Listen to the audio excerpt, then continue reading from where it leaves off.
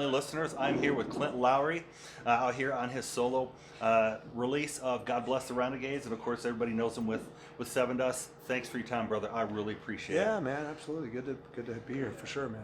So what brought about the culmination to get to God Bless the Renegades? I'm sure you probably have hundreds, if not thousands, of riffs and things on your phone. But what led to this point here? I mean, I've released other things that would be considered a solo release with acoustic based thing called Hello Demons Meet Skeletons, and then Call Me No One with Morgan. Mm-hmm. But this is just one of those opportunities that I tried to take advantage of. Knowing Seven Dust was getting ready to stop for a while, I'm like, we have a good label, Rise Records, that did a really good job with the Seven Dust thing. So I already had a relationship with them. They were interested in releasing it after hearing a couple of demos, and it just became this thing. Well, this is the opportunity, and I started cultivating a plan with the manager and trying to figure out, when and how we do this. And we got a timeline together that didn't conflict with Seven Dust, and was able to do this record, which has meant a lot to me, just to be able to do it, to have a voice, and this late stage of my career, just to be able to go out and try to walk through some fears and do this. And people have been digging the record, and it's small, mighty little following, and I enjoy it, man. Killer. I had the opportunity to also review God Bless the Renegades. And Nice. I was really blown away from it. Certainly God Bless the Renegades stuck out to me, and I could probably list every song on there, but Here and Kings probably the most really stick out on there. I guess I guess starting with God Bless the Renegades, what's the fuel, the fire, the motivation behind that song? I mean, the song is basically about people that just do things. They break out of the sheep mentality, and they do these left to center ideas. They try to break out and evolve and go against the grain a little bit, so they grow. And I think it's important to do that, to grow. And every now and then, in social media, you'll see everyone kind of following the same trends and doing the same things, saying the same things. And every now and then you'll see someone do something a little different. And those are what I call the renegades, the people that just that just try to be a little different and try to be a little more unique and have their own voice and their own brand. And so those are the people that are refreshing to me, and I try to do that in my music. And it's hard to be original, it's hard to do that, but sometimes a lot of people don't understand it, they don't like it, but it's important to do something that you feel is authentic, and I think that's what the whole concept is. Like, thank you so much for the Renegades. Thanks for the people that, God bless them. Like, thanks for doing something to wake us up a little bit. Yeah, kind of like that whole, staying inside the box thing. If you're too afraid to step outside the box, well, you're just going to do the same thing. Same thing, yeah. Definition of insanity. Now, with Here, and I looked through, I remember my review of it. It starts out really heavy, kind of a more cleaner, melodic section, then comes back and just slams hard. Tell me a little bit about Here and the motivation with that. I love that. That was a really quirky song that I knew I wouldn't be able to get away with Seven Dust, and that's the whole point, is trying new stuff. And it kind of has that disco Queens of the Stone Age kind of weird vibe to it, and I love it. It's about my wife and commitment to her, but I didn't want to do a typical love song like a ballad. But I thought that was a really fun song to do, and tongue-in-cheek kind of, but there's some really cool melodic textures and note choices that I'm a big fan of, and so that one's pretty close to my heart. That one, Here's always been the one where this is the reason I'm doing a solo record, because it's different from Seven Dust. Yeah, and we won't go through all the songs, but tell me a little bit about Kings as well, too. Another favorite. Yeah. No, Kings is it's this lead single. It's the anthem rock song. It's about getting through very turbulent past and coming on the other side of that, and it's just basically that. It's more about just embracing this past that was chaotic.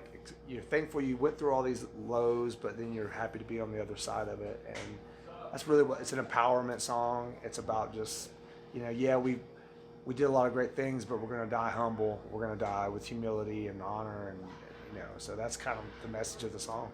Killer. I want to shift a little bit, maybe into if you were to look at your legacy as a musician, a father, a husband, any of it, what are you most proud of? Man, I'm, to be honest, I mean, there's a family that I have with music, and it is a very real family. The guys in Seven Dust, a lot of the people I've met out here, these different bands, there's an entirely different family setting for that.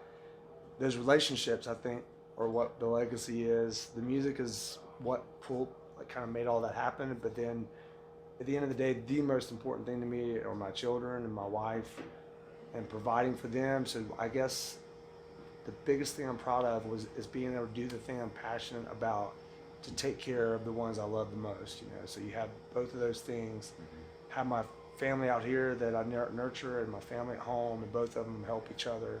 So that's really the thing I'm proudest of, being able to survive playing music. My mom and dad were musicians. They never were able to do that. So to be able to make a living doing this, and then be with my family when I'm home and reap the benefits of that, that's definitely if I died tomorrow, I would be happy with that. Awesome. That's great to hear. In looking at all the bands you've toured with, and you've toured with a ton of amazing bands, I guess, is there any one band or musician that has really just stood out to you, or maybe been a mentor to you, or just somebody who's been kind of like a guiding light to you? Man, there's a bunch, to be honest with you. It's changed over the years. Trent Reznor is my guy. I think I'm more starstruck about him, just about how he used his voice, which is not the best voice, but it's like he has this authentic, he's a genius in terms of sonically building these amazing musical landscapes, but he's just the angst. And as a younger man, I really gravitated toward all Nine Inch Nails stuff. But then there's all the other heroes. There's been people that I've toured with. So all the Korn guys were great. They were like, to share the stage with them and play music with them. They have such an identifiable feature about them. So to be a part of that and try to emulate it was an honor. But yeah, I mean, Trent Reznor's really got it. He's just my hero.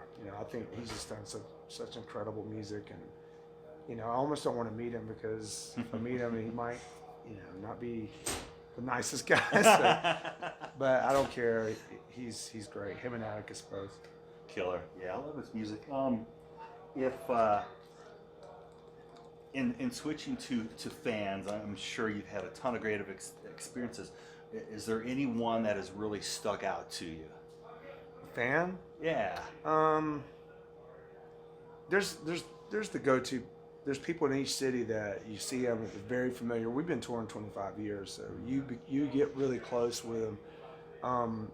Recently, this one girl that she shared with me about her mom dying when she was young. She was an addict, and then her mom was an addict. She died. Watched her die, and then she was, destined to be the addict just like her mom. And she actually got sober, and she shared a story with me. And not that she's the most important, the biggest fan, but it was just recently on my radar that the effect, those type of people, to be able to come from all the drug and alcohol history that I have, get sober, and then people share those stories.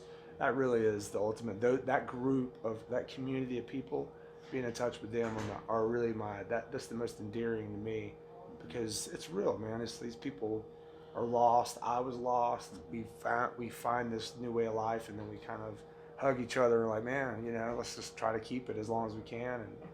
And those are the ones that stick out to me. The people that love the music, I adore them too, but it's the people that use the music to get out of whatever it is that haunts them. From the tour you're out here with Alter Bridge at this point, how far does this take you, and maybe what's next? Oh, I wish it went longer, man. These guys are just amazing people. We're gonna go until the end of this month, and this ends. So I'll do some stuff with Starset in May, and just I'm not gonna do like a ton of touring. I just want to get out and scratch the itch and see if it grows enough to where I can make a real run at this. But then the Seven Dust Machine will have to start again. So at some point I have to put that suit back on. Yeah. But it'll be fun. I'll be ready to do it when it's time for that as well. I know you get asked a lot of questions, and a lot of the same ones, and certainly to each magazine or outlet's audience. Is there any question you have never been asked that you wish somebody would ask you? I wish I was quick-witted and witted enough to give you that. I mean, I don't know. I mean,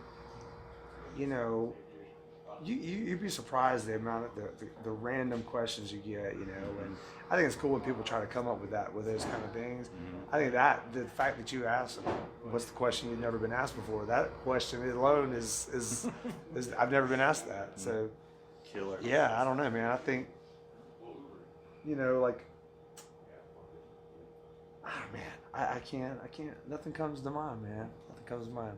Fair enough. If you come up with that, I want you to hit me up on social media. I will, and I'll add it. I will. Right? I'm super excited to see you. Certainly, I've watched you in your band over 25 years. Straight from the debut CD. Saw you a couple months ago with Seven Dust again. I was literally screaming from the pit as you guys open up with Black. I've got goosebumps talking about it. I get goosebumps, and I know you're gonna put on just such a killer show tonight. So really appreciate it. Thanks a lot for your time. Absolutely. And take care, brother.